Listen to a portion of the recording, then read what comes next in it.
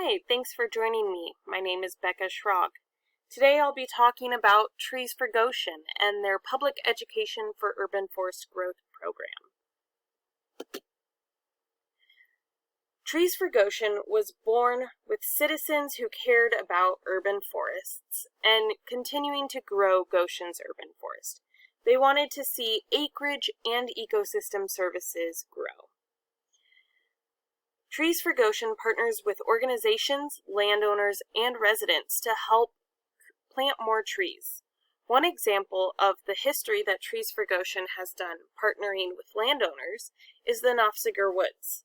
Trees for Goshen and the Nofziger family worked together to plan and plant some land, and then Trees for Goshen got volunteers out and helped maintain and care for the stand so that it was ready for the next stage of growth. Some of the benefits of urban forests that Trees for Goshen is really wanting to communicate is that the number one benefit for Goshen is reduced flood hazard. In 2018, Goshen had a devastating flood that affected everyone across the community. So through percolation with the roots of new trees, the flood hazard is reduced. A second benefit of urban forests is decreased pollution. This is done through photosynthesis and carbon sequestration. A third benefit is decreased energy usage.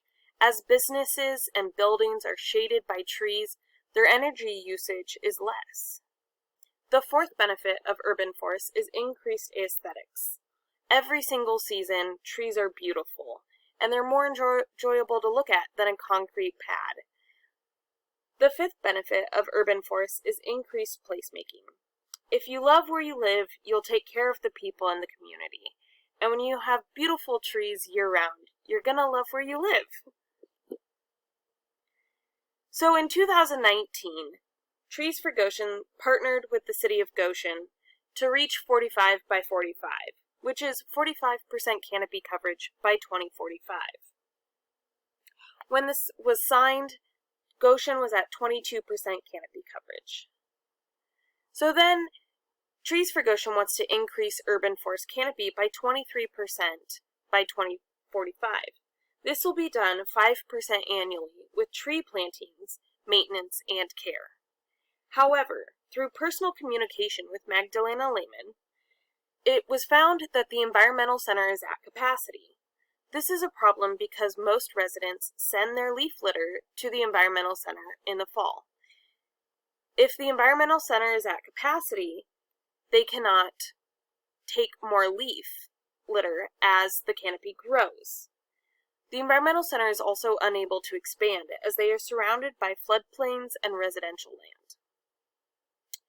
So, as part of the goal for Trees for Goshen, they are going to work on reducing Environmental Center's intake of leaf litter. In order to do this, they've created the Public Education for Urban Forest Growth program. This program aims to reduce leaf litter sent to the Environmental Center by 5% annually. This will keep the Environmental Center at the same capacity since canopy coverage is growing 5%.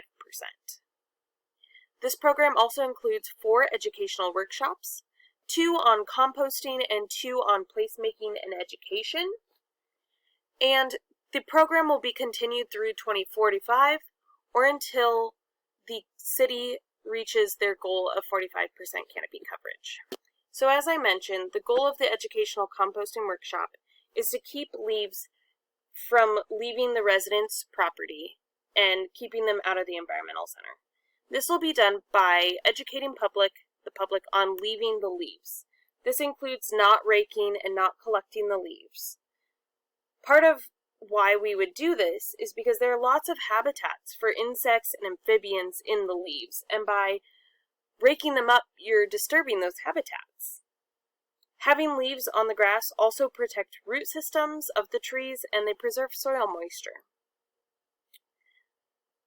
Another educational opportunity is to educate citizens on composting methods.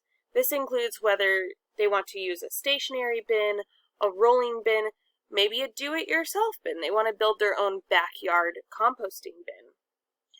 It also includes materials like what else can you put in your composting bin besides the leaves that you've collected from your yard.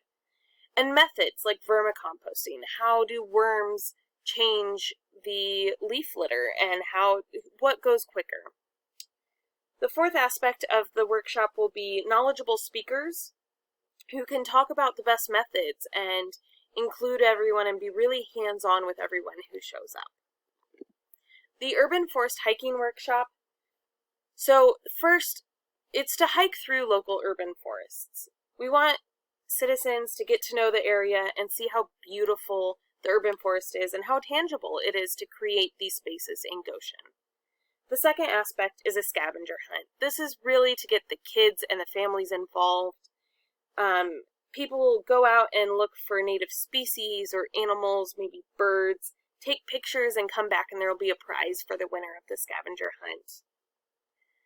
The urban forest hiking workshop will also need transportation. We want these workshops to be available and accessible to everyone, and so providing transportation so that that is possible. There will also need to be a hike leader who's knowledgeable about the land history and can tell a story about what the land was before the urban forest and talk about the tree species that exist there now. This is the infographic that will be used in the Trees for Goshen Facebook page, and it talks about the past, present, and future goals of Trees for Goshen and what they're doing to help reach these goals. So this program is great, but how do we fund it? How much does it cost? So the program coordinator will need to be hired, and they'll do about 80 hours a year. That's at $25 an hour, which is $2,000. This rounds up to be about 20 hours per workshop. The marketing budget is $300 annually. This includes $75 per workshop for sponsored ads, events, printouts, posters, whatever else may be needed for marketing. Workshop materials will be $1,500. This includes transportation to and from urban forests, but it also includes different bin types and materials for hands-on play like levels of leaf decomposition or worm castings to feel. There will also need to be speaker stipends if we want knowledgeable staff to talk about the land and the product that we're working on. We need them to be knowledgeable and we need to pay them. So for $1,200, this covers 4 workshops at $300 per speaker. So how will we fund this program? I'm suggesting that we apply for a grant through the Elkhart County Community Foundation. There were numerous other options, including grants from the EPA or the Indiana Department of Natural Resources, but I believe Elkhart County Community Foundation is the best fit.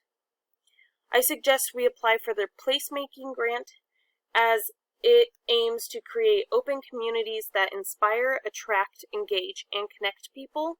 And Trees for Goshen is hoping to engage people in getting out into urban forests and inspire them to do their own backyard composting and connect them with other residents who are having the similar issues with composting and questions. Elkhart County Community Foundation also reviews grant applications weekly, so there is no deadline, and they are a local foundation, so there's less competition for grants. With the EPA, you have people across the nation hoping to get one grant, whereas the Elkhart County Community Foundation has multiple grants, and there's just less competition. So thanks for coming, and I'm excited to apply for this grant with you.